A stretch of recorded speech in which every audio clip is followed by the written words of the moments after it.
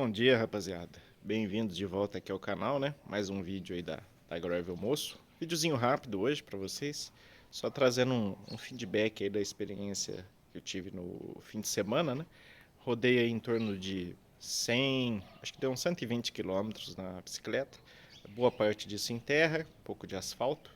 E trazer um pouco da experiência que foi, né? Fazer esse pedal e como que foi a questão do conforto, do desempenho da bicicleta, né? Mostrando aqui pra vocês como é que tá o estado da bichinha, né? Já nem limpei pra mostrar como que ficou aí, ó. Aí, tem que dar uma boa manutenção, agora uma lavada pra tirar essa poeira, muita poeira. Mas, então gente, como que foi a experiência, né? Fiquei muito surpreso, porque eu imaginava um certo desconforto, né? Imaginava bater um pouco, porque é uma bicicleta rígida, né? Sem suspensão. E surpreendentemente não bateu. E eu demorei alguns quilômetros prestando atenção para entender o que estava acontecendo. Eu falei, poxa, mas não era para ser uma bateção, né? Se alguém aí é do meio rural como eu sou, me criei em sítio, né? Eu esperava um burro de trote, daqueles que você termina o passeio com o coração na ponta do dedão do pé, o rim no lugar do fígado, todo detonado, e foi uma experiência como um mangarlaga machador, né? Muito macio, né? É, mas por que será que aconteceu isso? Então, eu entendo, aqui como ciclista amador, né, que um conjunto de fatores contribui para o conforto numa bicicleta dessa, numa estrada de chão como a que eu peguei esse fim de semana, com muita irregularidade. Bastante subida, descida. Eu não fiz grandes escaladas. Tem algumas escaladas famosas aqui na minha região. Não tive tempo de fazer isso ainda, mas vou fazer. Mas peguei bastante subida, descida e com muito conforto. E inclusive desci melhor do que com a mountain bike. Depois eu falo sobre isso. Mas o que eu acho que contribuiu? Primeira coisa, eu acho que foram a escolha dos pneus, né? Os Maxxis Rambler, quando eu andei com eles no asfalto, eu não sentia assim que os pneus estavam agarrando muito, atrapalhando o pedal.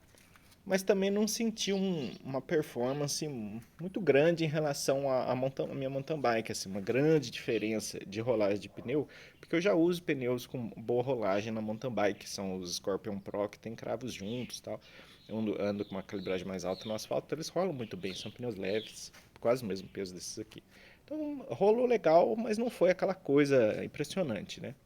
Mas quando eu coloquei essa bicicleta na terra, daí eu entendi que esses pneus estavam em casa, onde eles realmente foram feitos para rodar. E gente, rola muito bem. Rola muito bem e eu rodei com uma calibragem de 23 libras, ó. Tá bem macio aqui, 23 libras na frente e 25 atrás, tá? Coloquei ela bem macia mesmo. Dava até, talvez até para baixar um pouquinho mais. Como que eu cheguei nesses valores? Depois eu posto para vocês aqui no canal o link tem uma ferramenta para cálculo de pressão de pneus que leva em consideração o peso, o tamanho dos pneus, se está montado no tubeless ou com câmara e o tipo de terreno. É uma ferramenta em inglês, se eu não me engano é da Silca, é uma empresa que faz selante, e você vai lá e calcula de acordo com o trajeto que você espera percorrer, né, qual é a pressão adequada. Então eu cheguei nesses valores. Então muito macio, muito macio. Esses pneus são altos, então eles não cheguei a ter a experiência de bater no aro, não, chegar em fim de curso, tá? É lógico que com a gravel você acaba procurando as linhas um pouco melhor do que você faz com a mountain bike. Na mountain bike a gente tem a tendência meio que atropelar tudo, né? E na gravel você já procura um pouco mais. Mas alguns lugares que não teve como desviar das valetas, dos buracos, ela passou numa boa. Então acho que o principal é pneus no tubeless e pneus no tamanho adequado. No caso, eu acho que não é legal a experiência com pneus 40, 38, mas também estou falando para vocês aqui sem ter tido a experiência, né? Então não sei até que ponto é válido, mas eu acho que esses 45 para quem quer andar predominantemente na terra são uma escolha correta. Não precisa ser o Max, tem outras opções, tem Continental, tem Pirelli, mas o Max com certeza são boas opções até pelo preço, né? É, bom, qual que eu acho que são os outros fatores? Bom, o garfo de carbono desse quadro também ajuda bastante. Esse quadro não tem uma caixa de direção tão aberta como as mountain bikes modernas, como eu falei para vocês. Ele é um quadro mais race, né? Inclusive é um quadro que se você colocar um grupo de speed, rodas de speed, para mim vira praticamente uma speed pela geometria dele, né? Então é uma bike que você acaba tendo duas bikes e uma só, porque se um dia você enjoar da gravel, você faz uma speed bem respeitável desse quadro, né? Mas o garfo de carbono ajuda a absorver também um pouco as vibrações. É, a minha escolha de guidão, esse guidão Balugoi, ele é um guidão aero, né? Então ele é mais estreito aqui, ele é achatado aqui, né? Então isso, querendo ou não, cria um efeito, uma pequena flexibilidade aqui. Não chega a ser como se fosse uma mesa da Redshift, que deve ser também bem legal. Mas eu não senti falta nesse pedal que eu fiz da mesa da Redshift. Seria algo a mais para conforto, mas também não foi algo que eu falei, puxa, precisava daquela mesa e tal, até porque custa $200. Fico pensando se realmente é necessária. Mas esse guidão ele trouxe uma certa flexibilidade aqui nas pontas também que ajuda no conforto. O canote em carbono também ajuda um pouco. Mas tirando isso, o que eu acho que é mais importante fora os pneus? É a geometria da bicicleta. A geometria da gravel faz muita diferença, porque na mountain bike o peso do ciclista fica praticamente todo na roda traseira, em torno de 70, 75% está tudo aqui para trás. Sendo que a gravel ela distribui melhor o peso. Então você fica mais ou menos como 60, 40, 55, 45. Então quando você distribui o peso aqui pela bicicleta, você faz um efeito como se fosse gangorra nas irregularidades.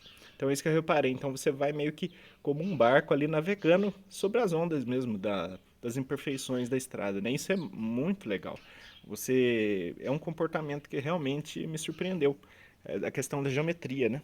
E eu já havia lido um pouco sobre isso em artigos que falam sobre o ciclismo de ultradistância, né? Essas provas de 500, 1.000, 4.000 quilômetros.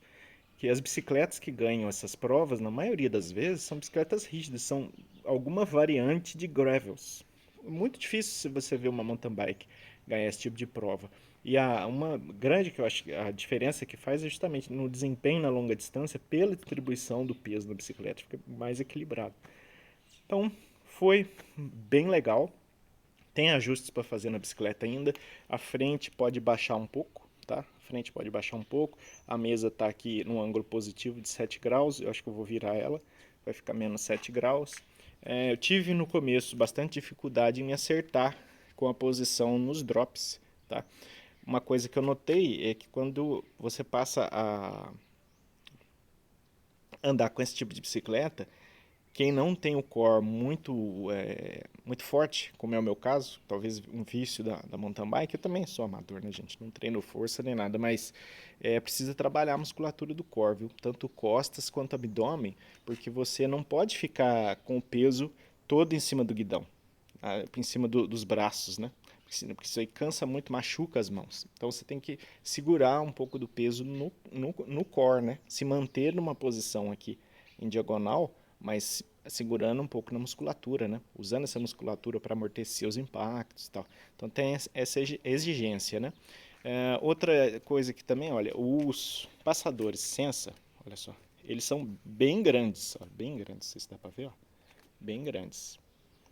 Então talvez para uma mulher, ou alguém com uma mão muito pequena, tenha um pouco de dificuldade com esses passadores. Mas aqui, ó, tranquilo, para mim. Sobre freios também.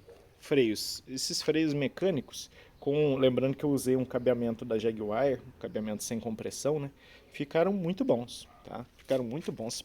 Trava a roda facilmente. Agora, realmente, freio mecânico tem uma dificuldade que quando você está aqui nessa pegada aqui em cima, né? Se for parar ele, por exemplo, com um dedo só, eles são bem mais duros. Realmente, são bem mais duros. Eu não tive muita dificuldade porque eu sou pianista, né, e violonista. Então minhas mãos são bem fortes pelos exercícios que eu já faço. Eu faço treino com hand grip. Então não tive dificuldade não, tá? Trava aqui, vai que vai. Aqui embaixo no guidão é tranquilo, olha, bem leve e ficou bem forte esses freios, tá? É igual hidráulico? Não é. Se você puder comprar um grupo hidráulico, recomendo sim, tá? Mas fazendo essa utilização dos cabos sem compressão com esses freios mecânicos e STI mecânico, né? Ficou show de bola, tá joia? Bom, o vídeo já ficou muito longo, era para ser um vídeo bem curto. Quando eu andar mais na bicicleta e fazer os próximos ajustes aí, eu dou um feedback para vocês, ok? Um abraço, até mais, fiquem com Deus.